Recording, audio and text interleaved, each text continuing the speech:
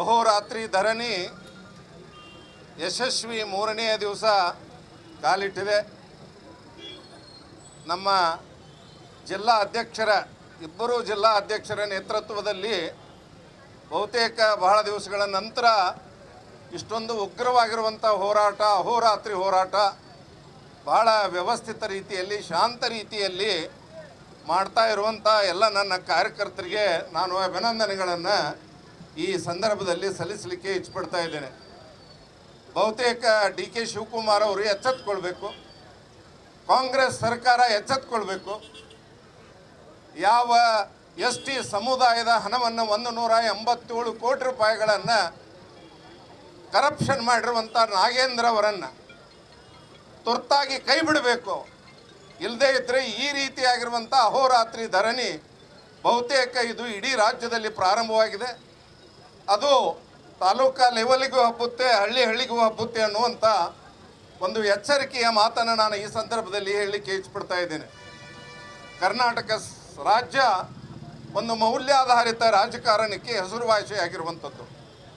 ಅಂಥದ್ರಲ್ಲಿ ಯಾವ ಸಿದ್ದರಾಮಯ್ಯನವರು 2024ರಲ್ಲಿ ಅವರು ಮುಖ್ಯಮಂತ್ರಿಗಳಾಗಿದ್ದಾಗ ಈ ರೀತಿಯಾಗಿ ಒಂದು ಆಪಾದನೆ ಬಂದಾಗ ಅದು ವಾಲ್ಮೀಕಿ ನಿಗಮ, ಇಟ್ ಈಸ್ ಎ ನಿಗಮ run by the government of Karnataka, ಅದು ನಾಗೇಂದ್ರ ಅವರ ಮಿನಿಸ್ಟ್ರಿಯ ಕೆಳಗಡೆ ಬರ್ತಾ ಇತ್ತು. ST ಸಮುದಾಯದ ಹಣವನ್ನು ಆನ್ಲೈನ್ 187 ಕೋಟಿ ರೂಪಾಯಿಗಳನ್ನು ವರ್ಗಾವಣೆ ಮಾಡಿರುವಂಥದ್ದು ಒಂದು ಐತಿಹಾಸಿಕ, ಒಂದು ಕಪ್ಪು ಚುಕ್ಕೆ ಕರ್ನಾಟಕ ರಾಜ್ಯ ಒಂದು ರಾಜಕೀಯ ಇತಿಹಾಸದಲ್ಲಿ. ಈ ಒಂದು ವಿಚಾರವನ್ನು ತೆಗೆದುಕೊಂಡು 2024ರಲ್ಲಿ ನಾವು ಹೋರಾಟ ಮಾಡಿದಾಗ ಮುಖ್ಯಮಂತ್ರಿಗಳಾಗಿದ್ದಂಥ ಸಿದ್ದರಾಮಯ್ಯನವರು it is prima facie appears to be true ಅಂತ ತಿಳ್ಕೊಂಡು ಯಾವುದೇ ಮುಲಾಜಿಲ್ಲದೆ ಅವರ ಒಂದು ರಾಜೀನಾಮೆಯನ್ನು ತೆಗೆದುಕೊಂಡಿದ್ದರು.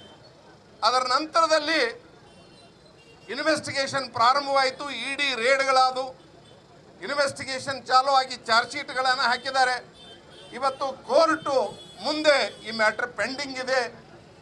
And Shri Nagendra is facing not less than 42 criminal cases in all the cases, mostly corruption cases and under the Indian penal code ಎಲ್ಲ ನಮೂನೆಯ ಕ್ರಿಮಿನಲ್ ಚಾರ್ಜಸನ್ನು ಅವರು ಎದುರುಗಡಿಸ್ತಾ ಇದ್ದಾರೆ.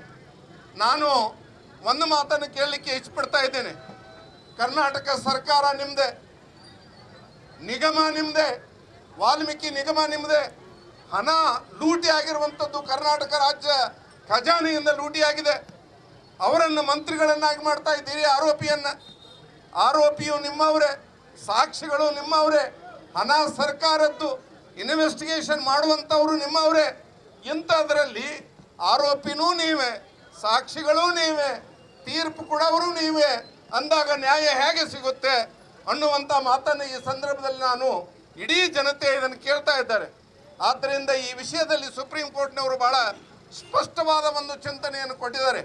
Whenever a person is tainted with criminal corruption, serious charges of any government department, he is not supposed to be inducted, he is not supposed to be taken into cabinet. ಅದನ್ನು ಕೊಟ್ಟುಬಿಟ್ರೆ ನ್ಯಾಯ ಸಿಗೋಲ್ಲ ಅನ್ನುವಂಥ ಮಾತನ್ನು ಹೇಳಿದ್ದಾರೆ.